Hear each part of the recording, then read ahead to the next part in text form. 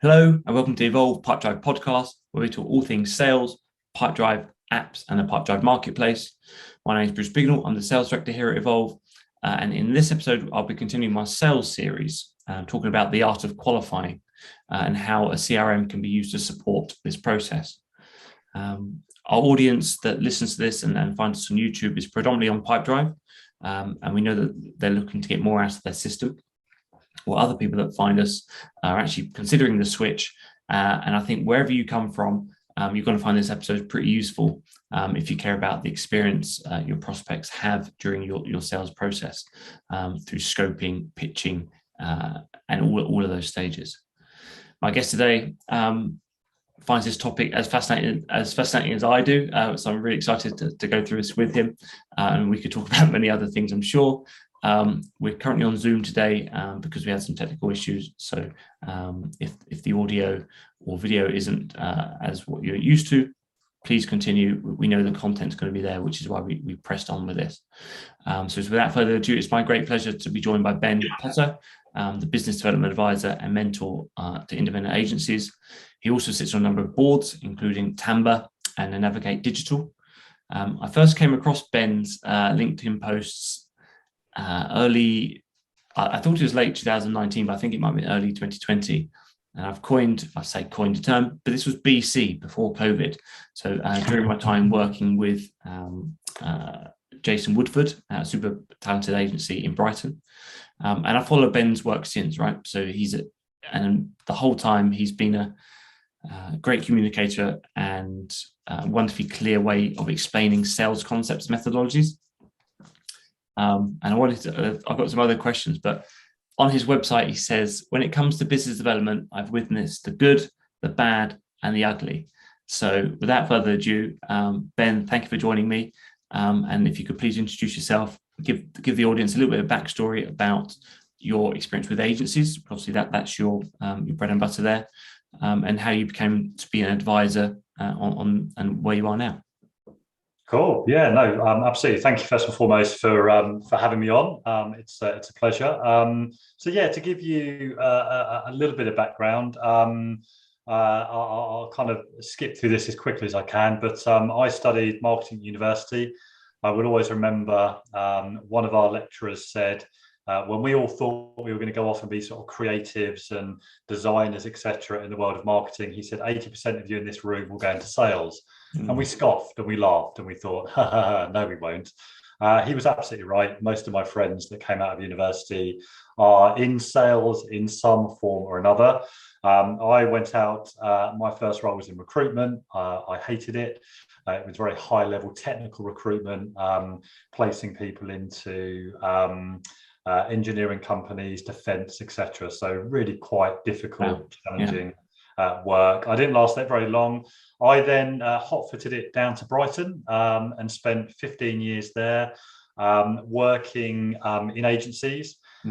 Helped to set up and run an agency. You mentioned SiteViz earlier. Obviously know Jason very well, know the agency community down in Brighton very well, having spent 14 or 15 years there helping to grow an agency called Leapfrog. I was employee number one after the MD Rosie. I did a bit of everything at the beginning, but slowly my role became more specialized and I moved away from things like account management and much more into being, for better or worse, the first face that a prospect would have seen and met if they had an interest in working with us. So I managed the full, I suppose, end-to-end sales activity from generating opportunity all the way through to hopefully winning that opportunity and onboarding. So yeah, as you can expect, learn a whole load of stuff over that time, much of it self-taught, made a whole load of mistakes, had some great successes, some huge failures, but my view is that's how you learn. And then around about 5 years ago now, it was, we sold off a part of the agency. Leapfrog still exists. It's much more of a consultancy, strategic offering these days. There was no need for a commercial director within the agency anymore. So that was my opportunity to step away and decide to do something new. And at that time, I guessed that other agencies out there might have been facing some of the same challenges I had during my agency days. It turns out they do, and there's a lot of agencies out there that do. So I thought, well, maybe I can go and impart some of my experience on others. And 5 years later, I'm still paying the bills. I've still got a roof over my head. The children are fed, so it's going okay. Perfect. Yeah, happy. I love that story, and there's so many things you can dig into there. Whether it's the from university telling you 80% of you will be in sales. I remember having the same. I went to an open day. I think it was with Pareto Law. Oh yes, I did not want to be in sales whatsoever. And they said a similar thing where 90% of or 80% of CEOs were in sales, and the naivety of the young mind. I was like, I'm going to be a CEO one day, so I don't mind doing so. So it was but there's that kind of the preconception of what sales is. And I'm going to just stay on that point, and we will get to this podcast, right? So that preconception of what sales is. Nowhere on your website have I seen the word sales. Interesting. Why is that? Or so what's your because it's new business, it's guidance. So where does that come from? Is that because of the way you think of it, and you don't want to tarnish what you're doing with other people's preconceptions? What is that? I think there is an element of that. Yes, I think if you mention the word sales or selling to somebody who doesn't necessarily understand what it is, they are more than likely to have a view or paint a picture in their mind of the more traditional, pin suit, stripes, briefcase, guy knocking on the door trying to force feed double glazing down your throat. Now, I think whatever you want to call it these days, sales, business development, I've seen BDs now called partnership managers. And I was like, well, what does that mean? It's another word for business development, essentially. Yeah. But I think unfortunately, sales and selling, they are tarnished a little bit with that more traditional view of sales people. So I suppose in answer to the question, yes, there has probably been a conscious effort to avoid some of that terminology and use terminology more around business development and new business. I've avoided going into partnership for sure, territory. But essentially, when we really boil it down, we're talking about the same thing, aren't we? Yeah. We're talking about the process of finding the right people, of nurturing those relationships, of creating opportunity, and the ability to turn that opportunity into ultimately a paid client. Yeah. Whatever you want to call it, essentially, it's the same thing. Yeah, and it's and your experience within the agency world is actually probably not. They would have been quite forward thinking to have a commercial person in the business, because usually it would be an MD, right, or someone because an agency is so focused on delivering work, and you can't put any time into winning new business. It's this real catch-22, but we might touch upon that later. So in this sales series, we've spoken about sales qualification before. Like I've mentioned the methodologies BANT and MEDDIC, and building an ideal customer profile within a Pipedrive workflow. So basically linking that with your CRM system. But today I really wanted to talk to you about the art of qualifying and use your real world agency experience, because you've got this really nice concept of like the experience of onboarding. You touched upon it there, right? So can you kind of define that concept a little bit, how you see this, and from your experience, what is the art of qualifying, and what does a good sales process look like? Yes, I think if we start by just defining what we mean by qualifying, I think the traditional view of qualifying is it's a conversation you have at the beginning to sense check that they've got enough budget, that they're interested in doing something now or in the very near future, working out who the decision makers are, and that stuff is all right. I'm not dismissing any of that. It's all important. But I look at qualifying as something that happens across the whole sales journey. So it's not just something you do at the very beginning to kind of tick those boxes. If you're looking at a kind of a consultative sell, which might be taking place over 2 months, 3 months, in some sectors, we might be talking over many more months, sometimes even years. Qualifying is something that needs to happen at every single one of those steps. It isn't something that just happens at the beginning. You tick those boxes and move on. there will be different questions, different things you need to understand at each of those varying different stages. So when I look at qualifying, I look at it as it's a collaborative process between you and the prospect. You are exploring how you can work together, amongst other things. It is collaborative in the sense that you should be working together. It's not them coming to you, making a whole host of demands, you chasing your tail around, writing a proposal for them to turn around and say, no, we're not interested. It should be a collaborative process. And as I said, it's something that takes place from the first call all the way through to the pitch meeting. If that's how you go and present your proposal, there'll be certain things at that point which you may not quite understand, which you need to try and uncover and flesh out before you can move on. So yeah, I think in summary, it's a collaborative process of exploration, and it's not something that just happens at the beginning and then you tick the box and move on. It's something that happens throughout the entirety of the process. And I think in my experience, that's where most agencies, I will use the terminology agencies a lot during the conversation because that's my background. So let's capture that. So agencies, but it could also be service-led businesses, right? So exactly. Yeah. I think it's anybody that is selling essentially their knowledge or their expertise, whatever form that may come in. So hopefully a lot of what we talk about today won't just apply to those that are listening from an agency background, but a lot of the things we talk about will apply to any service-led business. So who takes the lead there throughout that? So whenever you have to lean on other people in the business, and I can touch a little bit on the agency side here, you usually want input from other people across your business to guide you and put the best pitch together. So who should be the driving force throughout that? I think to begin with, and I don't want to stray too much into the territory of positioning because that's another topic we could talk about until the cows come home. But I think to begin with, and you mentioned the term earlier on, ideal client profile.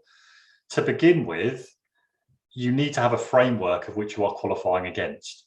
And the ideal client profile, if you like, acts as that. So that's pinpointing exactly your audience and the traits, the behaviors, culture, etc., of which you would define your ideal client. You have to get that down on paper, and that's a key part of positioning, having a really clear idea of what the right audience looks like for your business. If we're talking about who's responsible for that, I think that's a joint effort. That is, if you're working through that positioning process, that's something that you have to work on and come to agreement as a senior team. When it comes to the actual sort of sales processes, where I think ultimately the responsibility for qualifying lies with the business developer, the salesperson, ultimately the person who is taking charge and leading the process with regards to communicating with the prospect. You could almost look at that person as a bit of a gatekeeper. They have overall responsibility for bringing the right clients in through the front door. And on the flip side of the coin, they need to make sure they get rid of the wrong prospects, the wrong clients. And there can be any number of reasons why they might be wrong. It could be attitude, it could be culture, it could just be, to be quite honest, they're a bit of a dickhead.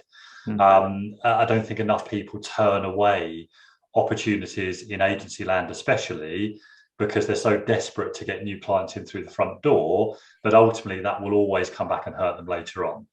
So I think that the accountability lies with the lead, whether you call them a business developer. In a lot of businesses, it will be the MD or the CEO that looks after that. But whoever takes charge of that process is the gatekeeper, and they are accountable for bringing the right people in and therefore qualifying people in around. You mentioned something there about the person that communicates it, right? So forget the job title they got, but whoever is that lead communicator between your business, your agency, and the prospect or the soon-to-be client, would-be client, because you might not want them because they might be a dickhead. Absolutely, yeah. Excuse my French, everybody, but nobody wants to work with dickheads, right? No, and vice versa. So there's actually an early point what you mentioned there about the qualifying. Not every lead that comes in should be given because there's a lot of time and effort to go into a pitch, right? There's so much. And there's just on that, there's a certain amount of desk research you can do before you even pick up the phone. Yeah. But you need that framework of the ideal client profile to look at a certain set of criteria and say, right, we've had this lead come in. Should we even be speaking to them? Because even we were a retail marketing agency, back in the day. We'd still get leads coming in from finance or an HR consultancy or a solicitor. We got rid of them off the bat. They weren't a right fit. But even if a retailer or an e-commerce brand come through the front door, there's certain things you're going to be able to pick up quite quickly with 5 or 10 minutes of desk research around their size, turnover, etc., which might mean you eliminate them off the bat and you pass them on to somebody else and you say you're not quite the right fit for us. I was just about to say, because this is, again, talking about the handiness of a CRM in these instances, right? If you've got your document and you know what your ideal customer profile piece is, when these leads are coming in, they actually might have already had the data collected against them. Yeah. And you can spend the 15 minutes to do the desk research. Yeah. That's all still collected within your database. So when you first make one of your stages, it might be lead in, contact made. So when you're making that contact made, the natural step isn't necessarily the intro call. It could be passed on to partner. Yeah. Absolutely. And then you've got a whole nother relationship that you have to manage as the business development person in your business. Did they ever win that job? So you can manage that all within the CRM there. Yeah, absolutely. Yeah, managing partners out of the CRM, I would say, is a key part of that. Yeah. Whether you're passing business along to them, for me, a CRM is not just prospects and clients. It can be partners and affiliates and all of that stuff as well. Yeah. Just don't link your personal contacts like your wife's. We have that sometimes, and so it's like, why is my wife in my? have you contact synced your whole address book? We told you not to. Yeah. Not pointing any names, but it happens more than once. Let's just say that. Yeah. So what? So as we go through it, so we're qualifying. Are there any kind of? I don't want to say top tips and tricks because it makes it sound cheap, right? But what are some questions you should be asking yourself internally for how to win this business? Is it the pitch document? Can we have a call before we spend any more time on this, like with a stakeholder their side? What have you learned? Again, not just an agency, but a service-led business. If we're talking about the art of qualifying, we've got our stages. So I'm just going to use this as contact made, intro call, scoping or speccing out the work, pitch. How do you make that not an art, not a science, but an art, right? So how do you take what's best from your business? Yeah, what would you say there? How would you? I think for each of those stages, and I would first and foremost say there are, for me, probably some additional steps that would go into a process like that, which we can come on to in a moment. Some of those are kind of more internal, and some of them are external in the sense they are a conversation with the prospect. I think the absolute key thing about whatever process you have is that each of the steps has a specific goal. You are trying to do something at that particular point. You are trying to maybe gain a certain commitment from the prospect. There are certain questions that you might need to ask in order to do that. But until you have ticked that box, if you like, and achieved whatever the goal is for that stage, you do not rush ahead to the next stage of the process. And I think this is one of the fundamental issues I certainly see in agencies, and I'm sure it exists elsewhere. There seems to be this mad dash, and it's not just on the agency side, but it's also from the prospect as well, to get to the proposal. We want a proposal on our desk by tomorrow afternoon, and it's Thursday. There's this mad rush to kind of get there, and not enough time is taken to actually get to know one another, explore what it would be like to work together, and make sure that whatever proposal or pitch deck you put forward is correct. That cannot possibly be done after 1.5 hour intro call and a couple of days of pulling together a proposal. It's never going to happen. And ultimately, even if the prospect says yes to that proposal, again, it will come back to bite you later on because there's just mismanaged expectations about exactly what it is the agency is delivering versus what the prospect is perhaps expecting. So for me, it's all about slowing things down, having more steps in the process which are designed to serve the prospect and provide a better experience, but also make sure from your point of view, you are gathering the right information at the right time and either giving yourself the best possible chance of winning the business at the end of it, or getting rid of time wasters much more quickly. Yeah. So if we take going back to your original question, the first step, the kind of the intro call, for me, the goal there is to quickly establish if they are the right fit and how serious they are about doing the thing they say they want to do. Now, this is on the assumption that they've come to you. This is an inbound lead that's kind of come out of nowhere, and you need to determine whether you're going to take this forward.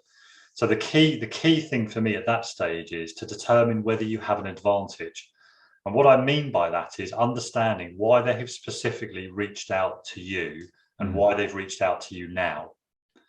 What are some flags there for you to, if they say, because there's a couple of things that immediately, so you got timing. So if they say, we're doing research, so they're not buying for the next quarter, for example. Yeah. Understood. Yeah. But what are some flags there that, so I want to be quite as practical as we can, right? To anyone listening, that what are some flags that you would think of there? If you said to a prospect, thanks for getting in touch, and I'm just interested to understand, how did you find us? And what encouraged you to get in touch? Hopefully they've had a look at your website, for example. What was it that encouraged you to get in touch at this time? Now, if they say something like, oh, actually, we've been following you guys for a while. We saw you speak at an event last week. I've downloaded a couple of white papers. That immediately says to you, they've come to us for a reason. They've been following us for a while. They've downloaded some content. There's a particular reason why they've reached out to our agency. They've seen something in our agency that they may not have seen in others. If, on the other hand, they say, oh, we were just doing a bit of research on Google and we're just kind of reaching out to 5-10 different agencies just to see what they do, for me, that's red flag territory, because to your point, they're very much in research mode. They don't really know what they want. They're speaking to a load of probably quite generic looking agencies that all broadly do the same thing. If they do anything at all, there's a high chance that it's going to come down to price, and they're going to go with the agency that's the cheapest. So those types of questions at the beginning, to understand how they found you, what they've seen in you, why they've reached out to you now, can very quickly reveal, without getting into any detail about what it is they think they want, it can very quickly reveal to what extent these guys are serious or not, or whether they're just fishing, or whether they're just research. And researching is fine. Yeah. But what you don't want to do is get dragged into giving them a proposal as part of their research, because they're too early on in the buying cycle to justify your time in doing that. Yeah. So the it's a really good point, and that there's something there where if they're rushing for the price, that they're, you mentioned earlier about the personality fits, right? Or I'm sure you said something like that, and so if that's what they will always find something to cut you back on, or if you go above and beyond, they'll cut you back there. But have you seen, or in the agency world, there's a lot of you've got very smart people, so whether it's in consultancy, it might be the technical consultants. In agency land, it might be the chief technical officer, or someone that knows, or the head of SEO, or whatever it might be, that is, I need to get some of his time. Yeah. Because that's the magic sauce that's going to allow us to win this. Yeah. How do you manage that? How do you pick how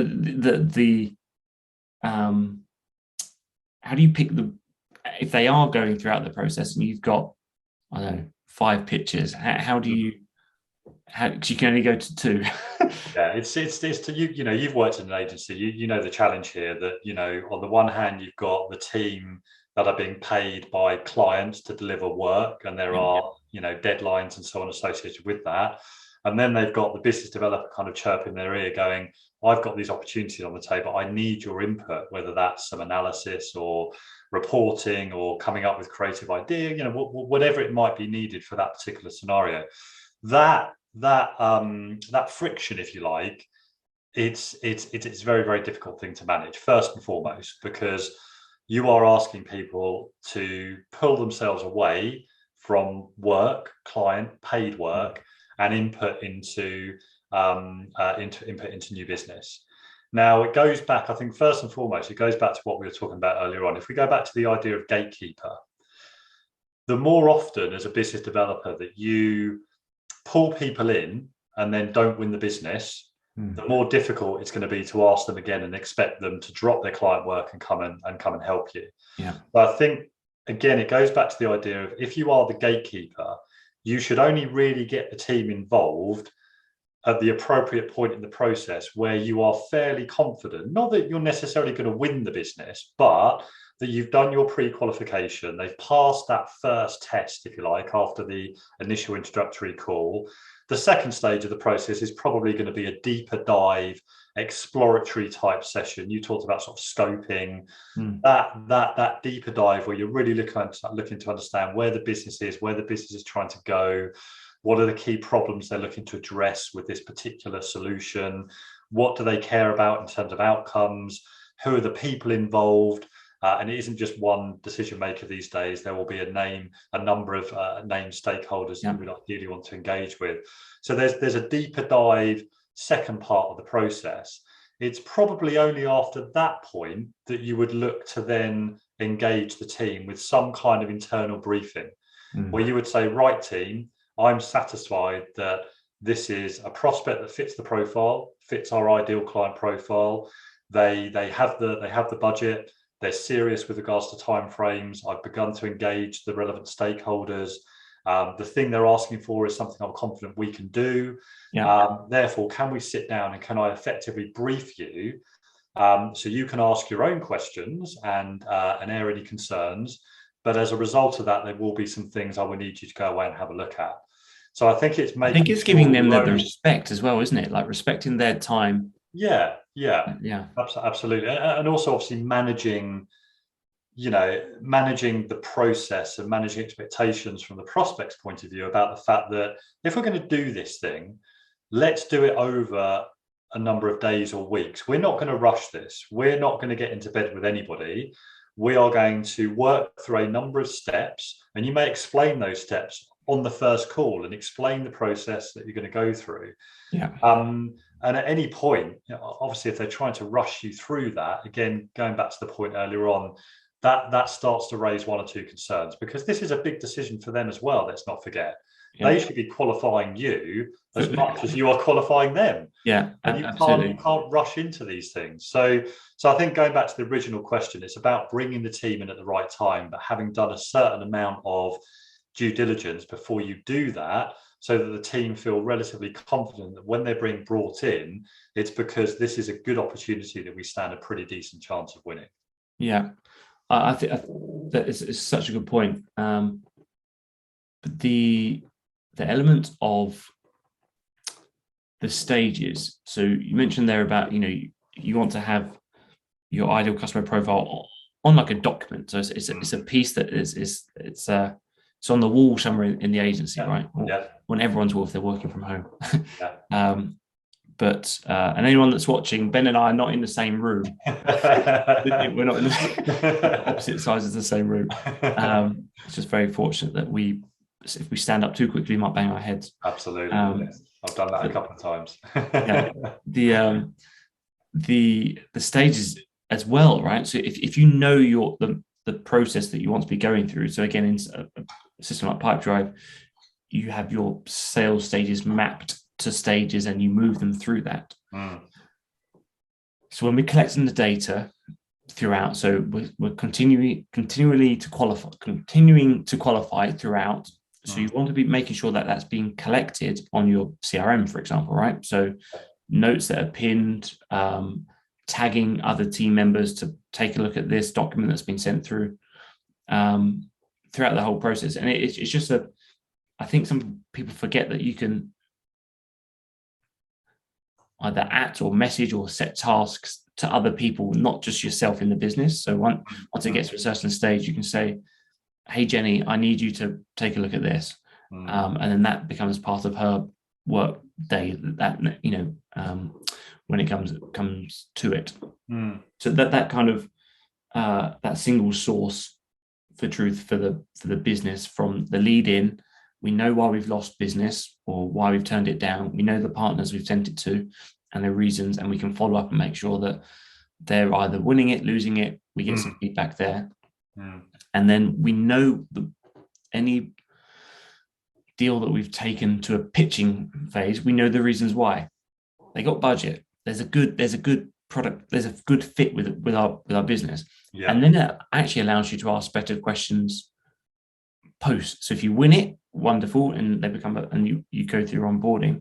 But if you lose it, you also want to try and get that feedback as to what actually happened there. Was it that they could deliver it faster, or they needed someone else had a superstar team that they did. It was between us and them, right? So it's you can't win them all, but it's if you can collect that data throughout the process, you can then have a end of year, right? So we're recording this on the 1st of December 2021, so we can now look back at the year and have a much better conversation about, to the specialist in an agency example. Okay, so we spent this amount of time on new business. Look, we actually won 70% of them, and then you can have some questions about the ones that we didn't. Yeah. Did we? Was it because internally we didn't spend enough time on it? Was it because they were never a good fit?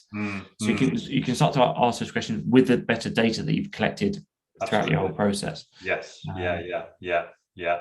So it's a fascinating and it's a fascinating topic that we could keep going on. But was there anything else you wanted to particularly cover off on the art of prospecting here, Ben? I think there is a particular question that I will pose to clients when I start working with them on this particular area of their kind of new business function. And the question I pose to them would be as follows, would be to say, if you had to apply the following rule to your sales process, what would you do differently? And the rule is that whatever proposal you put forward or pitch deck you present, it must be confirmation of what you have broadly already agreed verbally with the prospect. So that gets people's heads worrying. Okay, so we can't just go away and do this stuff in the background and it be this kind of big reveal, kind of Don Draper style. So what would we do differently as part of our process? And eventually the place they will get to is we'd have more conversations. And that's the crux of all of this, is that what we're really talking about here are a series of conversations that are taking place over the course of the process. Yeah. We can't rely on proposals or pitch decks to do the selling for us. That is down to us, but it's down to ensuring we're having the right conversations at the right time. We're gathering the right information, and we gather the right information by asking the right questions. Yeah. And if I was to leave you with one additional step in the process, which we did say at the beginning, we kind of geek out about this stuff a little bit, but there is actually a favorite step in the process that I have. That is how sad I am, Bruce. And it's after you've had that internal briefing meeting, you've kind of gone away, the team has started to come up with their kind of top line direction of travel or plan or strategy or idea, whatever it may be. But before you put pen to paper, you give the prospect a call or a Zoom meeting, or you go and see them. Wouldn't that be wonderful in real life? I started doing it again, actually. I know, so have I, but I wonder nice, now we might have to backtrack on that a little bit. Hopefully not. But yeah, you give the prospect a call and you say, look, we've sat down as a team. We're really excited about this. We started kind of putting our ideas together, and I just wanted to talk you through a top line view of what the proposal or pitch deck is going to look like, and you explain where it is that you're headed. Yeah. Now that will have one of two things will happen there. Either they'll go, do you know what? We absolutely love that. That's fantastic. Exactly what we were thinking. It really aligns with what we're trying to achieve. It solves that problem that we're facing, etc., etc. And you can then move forward with more confidence that when you write that proposal or you put together that pitch deck, that it's going to land when you then talk through the detail. Yeah. What we're trying to do here is be proactive in countering objections. We don't want to be sat in a pitch meeting and the prospect is going, oh, I don't like that, or that's not going to quite land. Oh, I'm not sure we can afford that. Because we've then got to, on the fly, try and counter those objections there and then. One of the other thing that might happen is they will go, do you know what, we kind of like that bit, but we're not quite sure about that. Or they might just say, do you know what, that's not going to land at all. The MD's not going to go with that. We need to bring it back and do something a bit more like this. Which isn't a terrible thing, right? Because you haven't spent the hours and hours and hours to... Exactly. You've just scoped it out and come up with a top line view, a one pager, if you like, of what that proposal is going to look like. You know, or they don't quite like it. So that gives you the opportunity to go away and say, right, we're just going to sit back down again as a team. We're going to kind of revise that.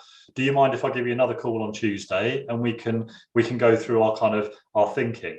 And again, the idea is that by the time you actually get that thing down on paper, whatever form that may take, it is much more of a confirmation of what you have verbally talked about already.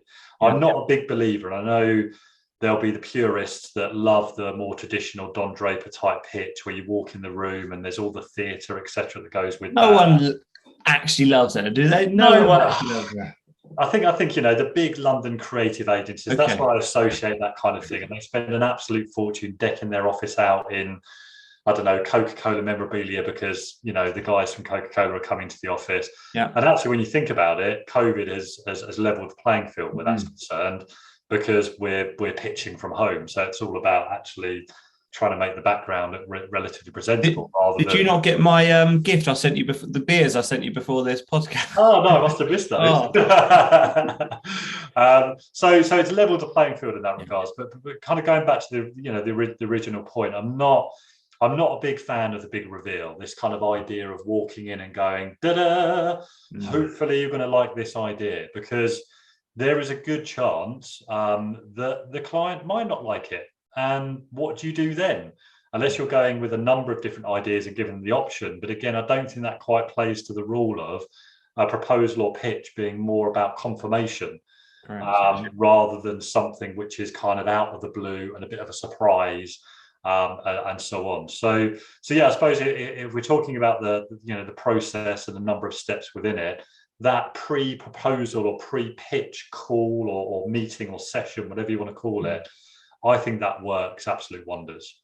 It can be hugely powerful. So yeah, if you're not doing that already, incorporate that into your process, listeners. Yeah, super practical. I love that, because you know when you get advice, and advice can be split into what can you do tomorrow, what can we do next week, what can we do in 6 months' time. You can do that from tomorrow, right? If you've got pitches for December or before the end of the quarter, give them a bell before you.